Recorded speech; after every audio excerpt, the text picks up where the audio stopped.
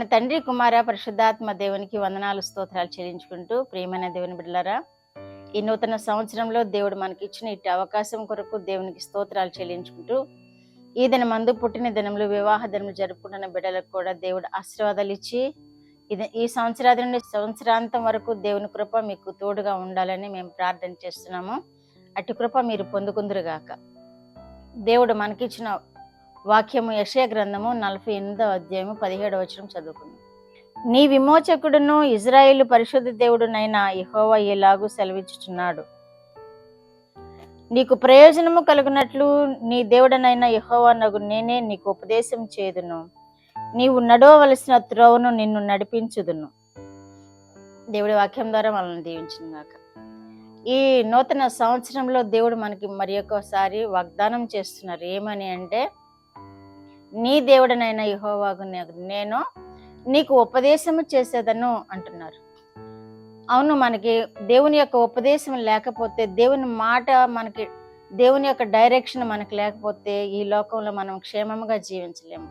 దేవుని యొక్క దృష్టి మన మీద ఉంటేనే మనము క్షేమమైన మార్గంలో నడిపించబడగలుగుతాము, క్షేమమైన జీవితం జీవించగలుగుతాము. అందుకే దేవుడు ఇక్కడ తెలియజేస్తున్నాడు, నీకు ఉపదేశం చేసేదను, నువ్వు జీవించవలసిన త్రోవలో నేను నిన్ను నడిపించేదని అంటున్నారు. సంవత్సరాది నుండి సంవత్సరాంతం వరకు ఆయన మన మార్గాలను నడిపించే దేవుడుగా ఉన్నాడని ఈ వాగ్దానం మనకు తెలియచేయబడుతుంది. ఆయన మన మార్గాలను సిద్ధపరిచి, మనం నడవడానికి ముందుగా ఆయనే మన మార్గంను సిద్ధపరిచి మనకి క్షేమం అనుగ్రహించే దేవుడని ఈ వాక్యం ద్వారా మనం గ్రహించగలుగుతున్నాం.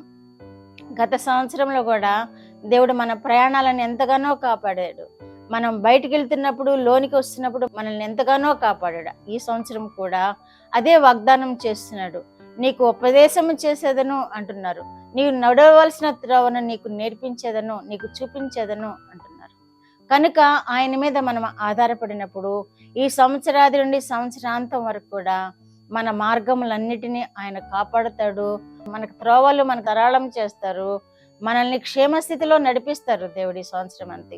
మరి ఒక చోట కూడా యెషయా గ్రంథములోనే 32:8 కూడా నీ మీద దృష్టి ఉంచి ఉన్నాను, నీకు ఆలోచన చెప్పేదను అని కూడా తెలియజేస్తున్నారు. మన మీద దృష్టి ఉంచే దేవుడు మనకుండగా మనము దేనికి బట్టి బాధపడని అవసరం లేదు.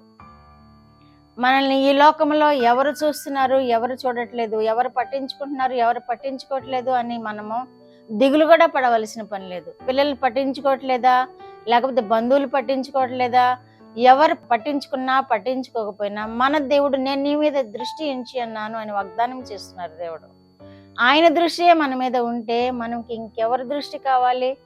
మనం ఎవరు మీద ఆధారపడాల్సిన పని ఉంది? లేదు కదా.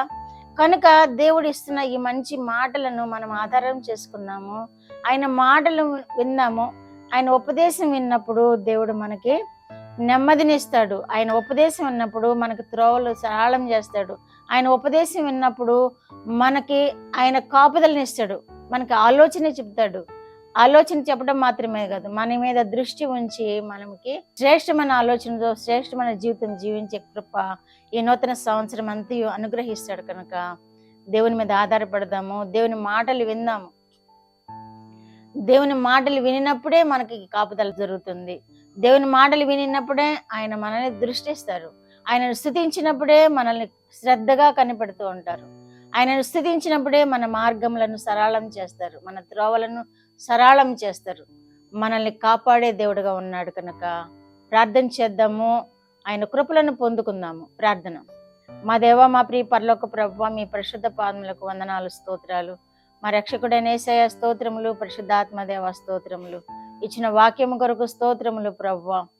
దేవానైనా వింటున్న బిడ్డలందరూ కూడా ఈ వాక్యములను మా ప్రభు వారి హృదయంలో భద్రపరుచుకొని మీరు ఇచ్చిన వాగ్దానాలను నెరవేర్చుకుంటూ మీ అందునైనా ఆ వాగ్దానాలన్నీ నెరవేర్చుకునే కృప వినుచున్న బిడ్డలందరికీ దయచేయమని యేసుక్రీస్తు వారి పేరిట మనలో మీ పాదముల వేడుకుంటున్నాను పరమ తండ్రి. ఆమేన్.